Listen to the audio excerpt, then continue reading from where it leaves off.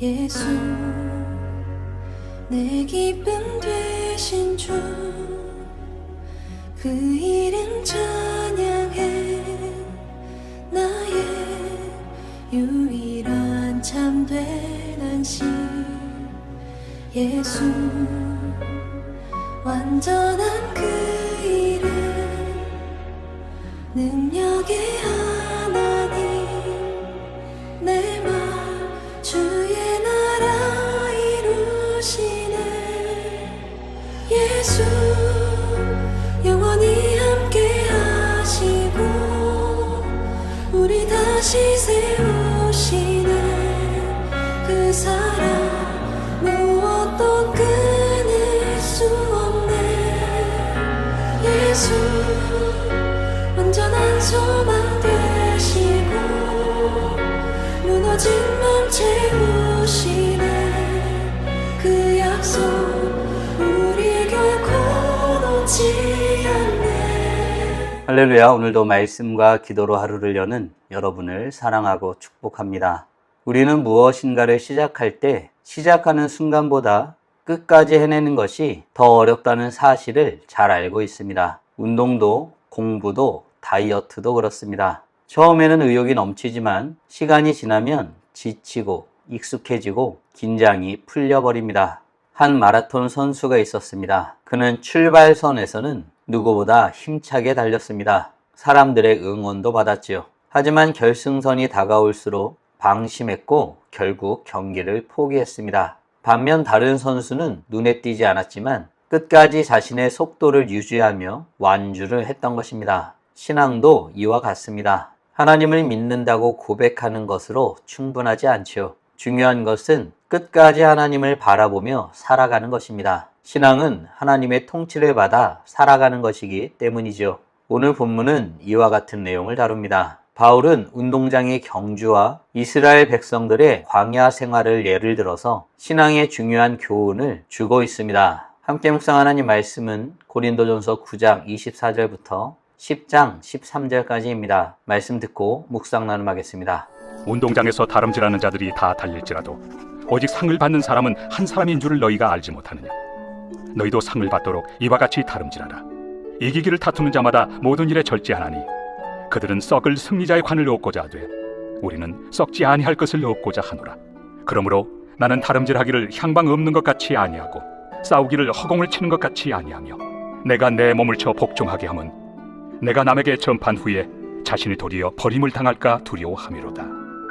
형제들아, 나는 너희가 알지 못하기를 원하지 아니하노니 우리 조상들이 다 구름 아래 있고 바다 가운데로 지나며 모세에게 속하여 다 구름과 바다에서 세례를 받고 다 같은 신령한 음식을 먹으며 다 같은 신령한 음료를 마셨으니 이는 그들을 따르는 신령한 반석으로부터 마셨으며 그 반석은 곧 그리스도시라.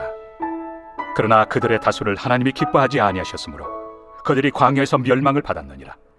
이러한 일은 우리의 본보기가 되어 우리로 하여금 그들이 악을 즐기한 것 같이 즐기하는 자가 되지 않게 하려 함이니 그들 가운데 어떤 사람들과 같이 너희는 우상 숭배하는 자가 되지 말라.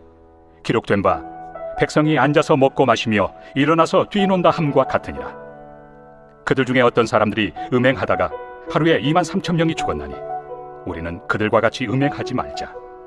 그들 가운데 어떤 사람들이 주를 시험하다가 뱀에게 멸망하였나니 우리는 그들과 같이 시험하지 말자.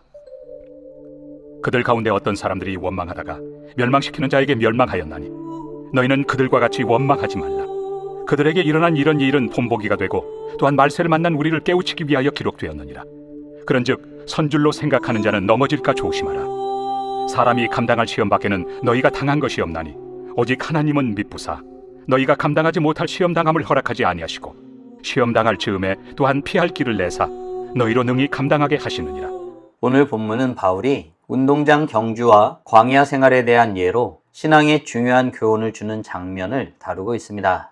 고린도전서 9장 후반부에서 바울은 신앙생활을 경기장에 비유합니다. 당시 고린도 지역에는 유명한 운동 경기가 열렸기에 성도들은 이 비유를 쉽게 이해할 수 있었죠. 그렇다고 해서 바울이 구원이 인간의 노력으로 얻어진다는 것을 말하고자 하는 것은 아니죠. 오히려 구원받은 성도가 하나님께 받은 은혜를 붙들고 끝까지 믿음으로 살아가야 함을 강조하고 있습니다. 이어지는 10장에서는 애굽에서 탈출한 이스라엘 백성들의 사례를 보여주고 있습니다. 그들은 모두 하나님의 은혜를 경험하였지요. 그러나 많은 사람이 불순종과 우상숭배 가운데 넘어졌습니다. 바울은 먼저 하나님을 믿는 자들의 삶이 무엇과 같다고 말하고 있을까요? 9장 24절입니다. 운동장에서 다름질하는 자들이 다 달릴지라도 오직 상을 받는 사람은 한 사람인 줄을 너희가 알지 못하느냐. 너희도 상을 받도록 이와 같이 다름질하라. 바울은 신앙을 경주에 비유합니다. 당시 고린도 교회 성도들은 경주와 관련하여 익숙한 문화 가운데 살았습니다. 그래서 바울의 교훈이 더 쉽게 다가왔을 것입니다. 경주하는 사람은 방향 없이 뛰지 않지요. 결승선을 바라보고 달립니다. 신앙도 마찬가지입니다. 하나님께서 우리를 부르신 목적과 방향이 있습니다. 세상은 돈을 향해 달리고 성공을 향해 달리고 인정받기 위해 달립니다. 그러나 성도는 하나님을 바라보며 달려가는 존재입니다. 문제는 우리가 종종 달리고는 있지만 어디를 향해 가는지 잊어버릴 때가 있다는 데 있죠. 열심히 교회를 다니고 봉사도 하고 예배도 드리지만 정작 하나님보다 다른 것들을 더 사랑할 수 있습니다. 바울은 상을 받도록 다름질하라고 말하고 있습니다. 이는 구원을 얻기 위해 애쓰라는 말이 아니죠. 하나님께 받은 은혜를 헛되이 하지 말고 하나님께서 기뻐하시는 삶을 향해 살아가라는 것입니다. 사랑하는 성도 여러분, 지금 나는 무엇을 목표로 살아가고 있나요? 나의 삶의 방향은 하나님 나라를 향하고 있나요? 이기기를 다투는 자들, 즉 경주하는 자들은 모든 일에 절제를 합니다. 방향을 알고 무엇이 중요한지를 알아 그 방향대로 내달릴 뿐이죠. 바라기는 우리의 삶은 하나님과 그분의 뜻을 향해 집중하여 달려나가야 하는 것임을 알고 주의 영광만을 위해 달려나가는 복된 하나님의 자녀들 되길 간절히 소원합니다. 바울은 이와 같이 경주하는 삶이 신앙인의 삶임을 강조하고 있습니다. 그러면서 이스라엘의 조상들 이야기를 꺼내죠. 이스라엘 백성들의 조상들은 하나님의 은혜를 경험한 자들이었습니다. 그런데 그들에게 어떤 일이 일어났을까요? 5절, 6절입니다. 그러나 그들의 다수를 하나님이 기뻐하지 아니하셨으므로 그들이 광야에서 멸망을 받았느니라.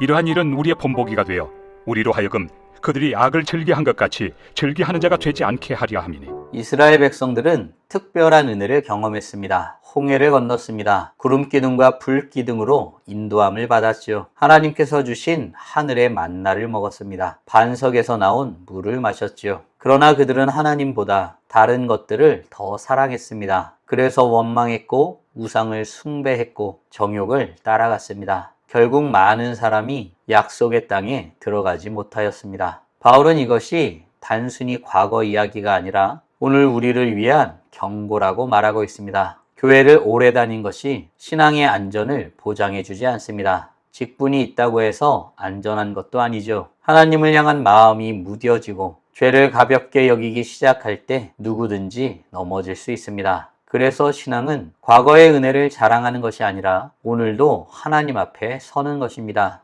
사랑하는 성도 여러분, 나는 과거의 신앙만을 의지하며 살아가고 있진 않나요? 하나님보다 더 사랑하고 있는 것은 무엇인가요? 바라기는 우리가 주님께 집중한 삶, 경주하는 삶을 살지 아니하면 언제나 무너질 수 있는 연약한 존재임을 고백하며 주님 앞에 나아가길 힘쓰는 복된 하나님의 자녀들 되길 간절히 소원합니다. 바울은 이와 같은 모습이 우리 안에 있음을 경고합니다. 그러면서 선줄로 생각한 사람들은 넘어질까 조심하라고 말하지요. 그렇다면 우리는 하나님의 인도하심을 전혀 받을 수 없는 구제불능의 인생인 건가요? 바울은 어떻다고 말하고 있을까요? 13절입니다. 사람이 감당할 시험 밖에는 너희가 당한 것이 없나니 오직 하나님은 미쁘사 너희가 감당하지 못할 시험 당함을 허락하지 아니하시고 시험 당할 즈음에 또한 피할 길을 내사 너희로 능히 감당하게 하시느니라.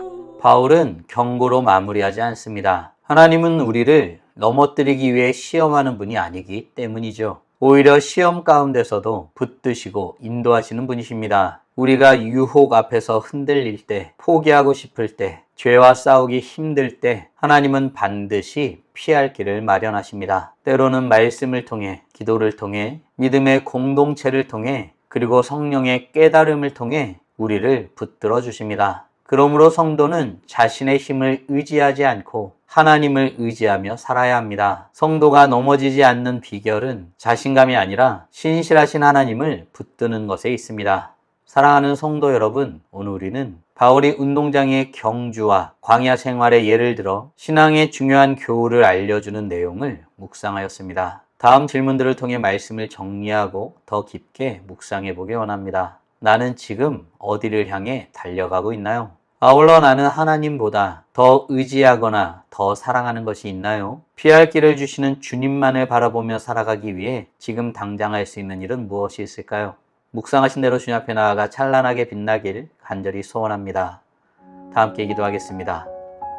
살아계신 하나님 감사합니다. 오늘도 우리에게 복된 날을 허락하여 주시고 주의 말씀으로 하나님이 어떤 분이신지 무엇을 원하시는지 우리가 어떤 존재이고 어떻게 살아야 하는지 깨닫고 고백하게 하심에 감사드립니다. 우리는 연약한 자들입니다. 그러나 우리의 삶은 경주의 삶과도 같음을 말씀을 통해서 확인해 보게 됩니다. 이리저리 방황하고 이것저것 해보는 인생이 아니라 주님께서 원하시는 그곳을 향해 다른 것을 절제하며 그것만을 바라보며 달려야 하는 하나님의 백성들입니다. 이러한 삶이 우리 안에 주어졌음을 다시 한번 말씀을 통해서 확인하며 우리가 어떻게 지금의 삶을 살아가고 있는지 돌아보게 됩니다. 오직 주님만을 바라보고 주의 영광을 위해 살아갈 마음과 지혜와 힘을 우리에게 부어 주시옵소서. 그리하여 주의 영광을 위해 살아가는 것이 얼마나 복되고 아름다운지를 알고 누리며 그것을 전하며 살아가는 우리 모두가 되길 원하오니 은혜 내려 주시옵소서. 과거 이스라엘 백성들의 조상들도 하나님의 은혜를 경험하였지만 그에 합당하게 살지 못하였던 모습들을 보게 되었습니다.